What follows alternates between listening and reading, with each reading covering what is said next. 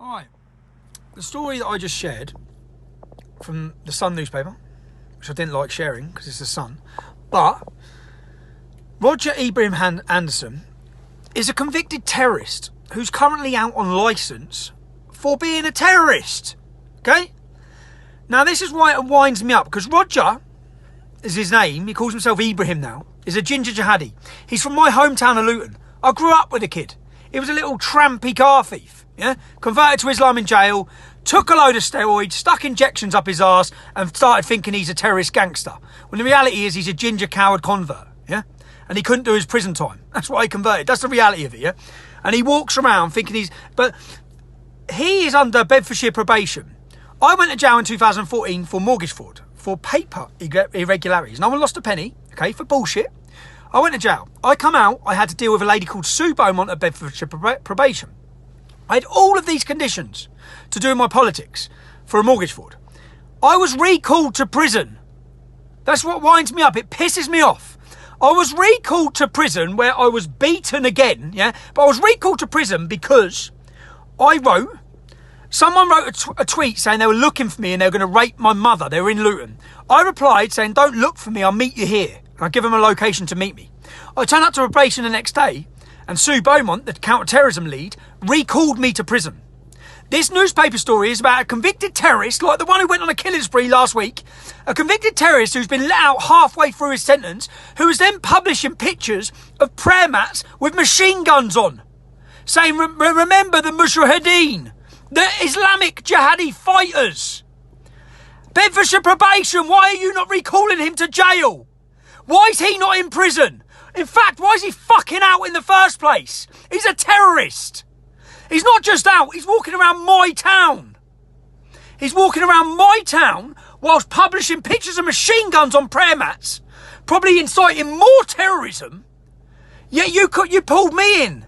You recalled me for nothing.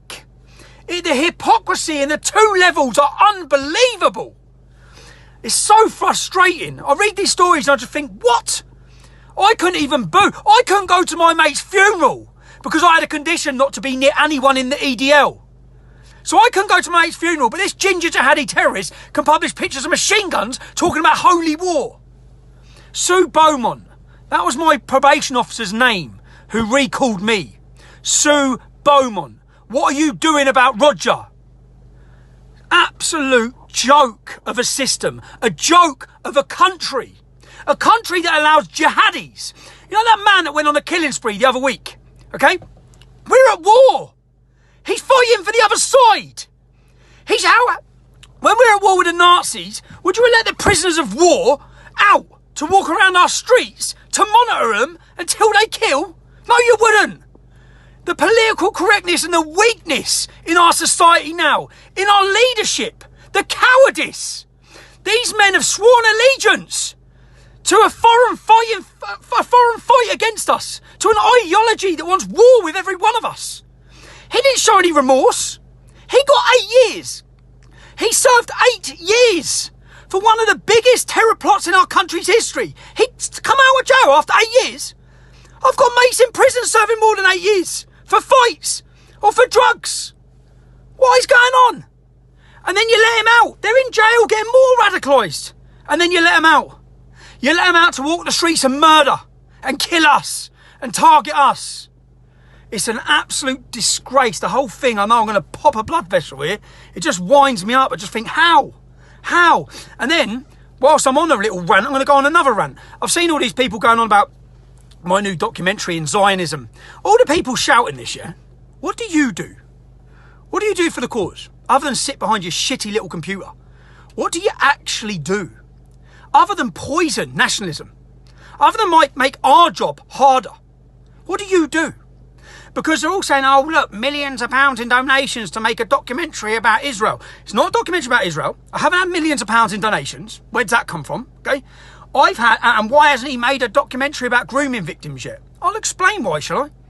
Because I was facing jail. Now, facing jail for me is a matter of life and death. I was facing jail, you wasn't, because you just sit behind your computer. I was facing jail, it's a matter between life and death. Am I going to disappear for 3 weeks to live in a town, start a documentary on grooming, when I'm probably going to jail for a while? Am I going to upset those victims and tell them I'm going to tell their story when I'm going to be taken off the streets? No, I'm not. But I don't like being inactive. So in that 6 to 8 weeks from my court case, I thought I'd publish my other documentary, which is about a British man called Yisrael Shalom. A British man who was persecuted to death. Okay? Now, he happened to be Jewish. Yes. The reason he was targeted is because he was Jewish. Yes. But that same supremacist ideology that promotes hatred and intolerance against him promotes it against every one of us that's non-Muslims. Okay? Now, this documentary tells his story. Because one of the last people he messaged before he died was me. Relying on me as a friend to tell his story and highlight his problem. Whilst you all sit there saying, this is a disgrace. The only disgrace is you. People who think that this whole country has to be white. People that don't believe non-white people can be proud of this country. You're the disgrace.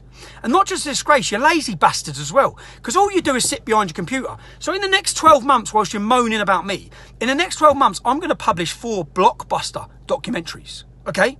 That are going to bring more people, even with the censorship I face. I'm going to do more than any one of you could even dream of. Okay? So sit behind your computer, moaning about Jews, all you like. Okay?